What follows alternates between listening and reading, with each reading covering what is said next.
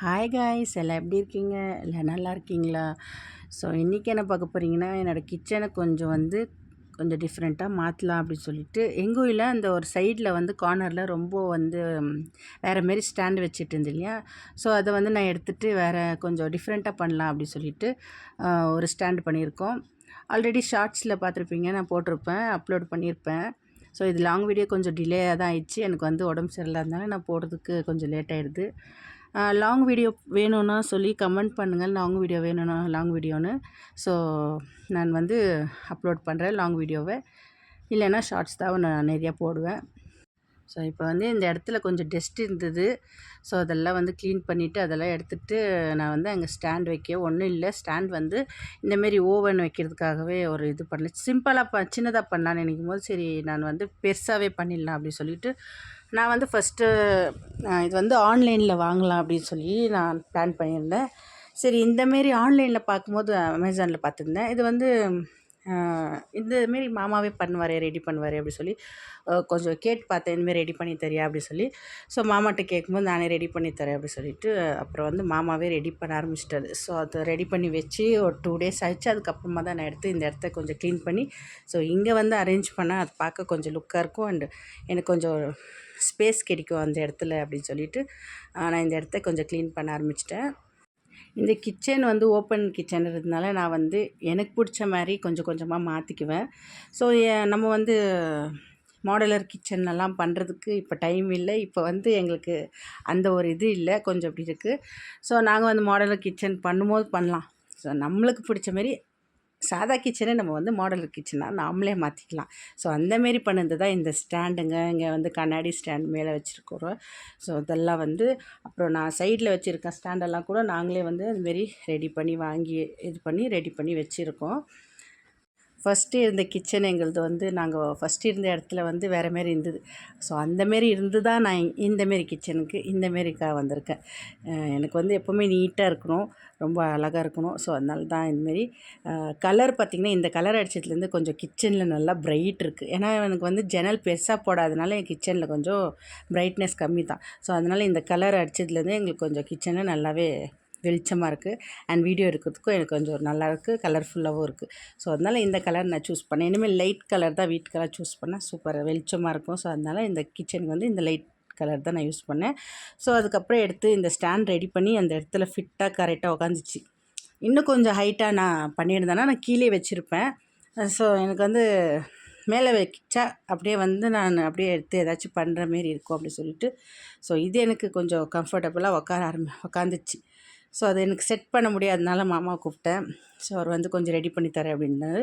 So அது பலகைலாம் வீட்டில் இருந்தது தான், இந்தமாரி உடன் பலகைலாம். ஸோ அதை எடுத்து ரெடி பண்ணுறதுக்கு மாமா தான் எடுத்து ரெடி பண்ண ஆரம்பிச்சிட்டாரு. நான் இந்த கலர் எல்லாம் இது கம்பியில் செஞ்சதுனால கலர் நானே அடித்தேன். பிளாக் கலர் அடித்தேன். பிளாக் கலர் அடித்தா கொஞ்சம் டிஃப்ரெண்ட்டாக தெரியும் இல்லையா. ஸோ பார்க்க அது ஒரு நான் வாங்குறது எப்படி இருந்துச்சோ ஸோ அதேமாரி தான் இருக்குது. நான் வாங்கும்போது எப்படி இருந்துச்சோ அதேமாரி இருக்குது. வாங்கணும்னு நினச்சாலே ஸோ அதேமாரி இருந்துச்சு. ஸோ அது மேலே ரெடி பண்ணி வச்சுட்டு அது மாமா நான் பண்ணுறேன்னு சொல்லிட்டாரு. இங்கே பார்த்தீங்கன்னா எனக்கு ஒரு பெரிய ப்ராப்ளம் வந்துச்சு. அந்த சைடு நான் ஃபஸ்ட்டு ரெடி பண்ணி எடுத்து வச்சுட்டேன்.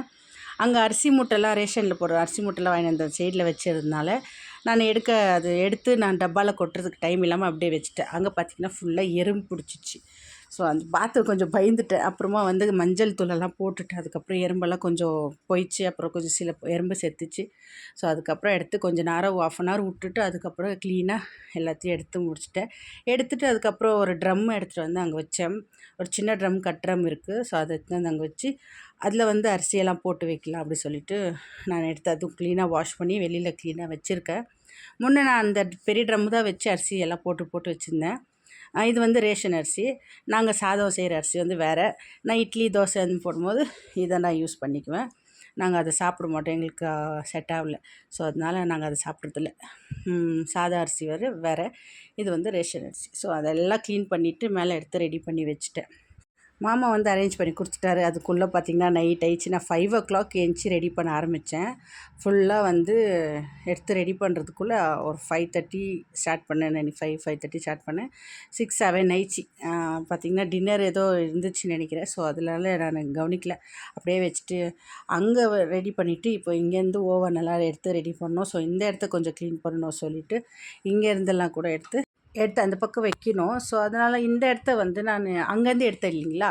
ஸோ அந்த ஸ்டாண்டு வந்து நான் கொஞ்சம் க்ளீனாக பெயிண்ட் அடித்து வெளியில் வச்சுருக்கேன். ஸோ அதை வந்து காயணும். அதுக்கப்புறம் அந்த இடத்துல அரேஞ்ச் பண்ணலாம் அப்படின்னு சொல்லிட்டு தான் நான் அது வந்து வெளியில் வச்சிட்டேன்.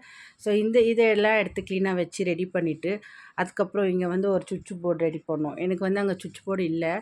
ஸோ நான் இதை வந்து அந்த ஃப்ரிட்ஜுக்கிட்ட இருக்கிற சுவிட்ச் போர்டுக்கே சரியாயிடும்னு நினச்சி ட்ரை பண்ணி பார்த்தேன். பட் அந்த ஒயர் ஒயர் கொஞ்சம் சின்னது. ஸோ சென்டரில் மட்டும் ஒரு சுவிட்ச் போர்டு ரெடி பண்ணிடலாம் அப்படி சொல்லிட்டு, இல்லைனா ப்ளக்கு இது இருக்கு இல்லையா அதை எடுத்துன்னு வந்து அங்கேயே ரெடிமேடாக விற்கிது இல்லையா, அதை எடுத்துன்னு வந்து மாட்டிட்டு அதுக்கப்புறம் யூஸ் பண்ணலாம் அப்படி சொல்லிட்டு நான் இன்னமும் கொஞ்சம் தேடிட்டுருக்கேன். ஸோ அது செட்டாக கரெக்டாக கிடைக்கணும். ஏன்னா இது வந்து ப்ளக்கு பெருசு.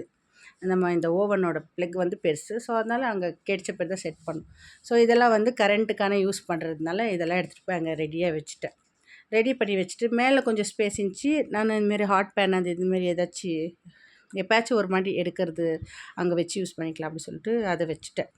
ஸோ இந்த இடத்த இப்போத்துக்கு நான் இப்படி லைட்டாக ஒரு செட் பண்ணுவேன். நெக்ஸ்ட்டு வந்து பார்த்திங்கன்னா அது பெயிண்ட் அடிச்சு வச்சுருக்கேன் இல்லையா, அந்த ஸ்டாண்ட் வச்சு ரெடி பண்ணுவேன். அது வந்து நான் ஷார்ட்ஸில் அதை அப்லோட் பண்ணியிருப்பேன். லாங் வீடியோவில் போட முடியல எனக்கு. ஸோ லாங் வீடியோ போடுறது கொஞ்சம் லேட் தான். பட் லாங் வீடியோ போடலாமா வேணாமா அப்படின்ற ஒரு தாட்லேயே நான் போடுறேன். ஏன்னா பார்த்திங்கன்னா வியூஸ் வந்து நிறையா போகிறதில்ல, அந்தமாரி லைக்ஸும் யாரும் கொடுக்குறதில்ல. ஸோ அதனால் நான் வந்து ஷார்ட்ஸே போட்டு அப்லோட் பண்ணிடுறது. அப்புறம் இந்த இடத்த பார்த்திங்கன்னா அதை ரெடி பண்ணிகிட்ருக்கேன். இருக்கிற மாரி வச்சிடலாம் அப்படி சொல்லிவிட்டு ஸோ சிம்பிளாக எடுத்து இப்போத்துக்கு இங்கே ரெடி பண்ணி வச்சுட்டு அதுக்கப்புறம் வந்து கொஞ்சம் அதுதான் நான் அந்த டஸ்ட்டுன்றது ரொம்ப வந்துகிட்டே இருக்குது. ஸோ அந்த டஸ்ட்டு வரக்கூடாது. அப்பப்போ நான் க்ளீன் பண்ணிகிட்டே இருப்பேன். ஸோ அப்பப்போ ஓவராக க்ளீன் பண்ணக்கூடாது சொல்லுவாங்க. டஸ்ட்டு வந்துச்சுன்னா என்ன பண்ணுறது, க்ளீன் பண்ணி தானே ஆகணும். எப்போ பார்த்தாலும் துடைச்சிட்டே இருக்காங்களே அப்படின்னு சில பேர் நினைப்பாங்க, சொல்லுவாங்க. அப்படி செய்யக்கூடாதுன்னு சொல்லுவாங்க. நம்ம வந்து கிச்சன் எப்போவுமே நான் நீட்டாக க்ளீனாக வச்சுருக்கோம். ஆக்சுவலாக பார்த்திங்கன்னா நான் முன்னே இருந்த கிச்சனோட எனக்கு இப்போ இருக்கிற கிச்சனு எனக்கு ரொம்ப இதுவாக இருக்குது. ஸோ அதனால் நம்மளுக்கு பிடிச்சது அது ஒன்று தான். வீடு வாசல் க்ளீனாக வச்சுருக்கணும், கிச்சன் க்ளீனாக இருக்கணும் அப்படி சொல்லிவிட்டு நான் எப்போவுமே அப்போலேருந்தே எங்கள் வீடு வேறு மாரி இருந்தாலும் சரி அப்படி தான் க்ளீன் பண்ணிகிட்டே வருவேன். ஸோ அது சின்ன ஒரு குடிசை இருந்தாலும் அது டிஃப்ரெண்ட்டாக மாற்றுறது தான் எங்களுக்கு பிடிக்கும். ஸோ அதனால் குடிசைலாம் இல்லை, அப்படியே வீட்டில் தான் இருந்தோம். ஸோ அந்தமாரி வந்து இது பண்ணுறதுல எனக்கு எப்போவுமே க்ளீனிங் ப்ராசஸ்னால் ரொம்பவே பிடிக்கும். அதேமாரி எதையும் டஸ்ட் ஆக விட மாட்டேன், க்ளீன் பண்ணிகிட்டே இருப்பேன். சில பேர் சொல்லுவாங்க, இவங்க என்ன எப்போ பார்த்தாலும் ஐட்டம் வாங்கிட்டே இருக்காங்க அப்படின்னு எனக்கே கேட்குற மாரி கூட சொல்லியிருக்காங்க. அண்டு சில பேர் ஒரு இதுவாகவும் பேசுவாங்க, ஒரு மாதிரி பேசுவாங்க. இவங்க என்ன ஐட்டம் வாங்கிட்டே இருக்காங்க, இவங்களுக்கு வேறு இது இல்லையா, இவ்வளோ காசு இருக்கா அப்படிலாம் கேட்டிருக்கேன். அப்படி சொல்லியிருக்காங்க கூட சில பேர். ஸோ நான் வந்து இதிலலாம் இது பண்ண மாட்டேன். எங்களோட கஷ்டம், எங்களோட காசு, அண்ட் நாங்கள் இருந்ததை நான் இப்படி டிஃப்ரெண்ட்டாக நான் மாற்றிக்கிறேன்.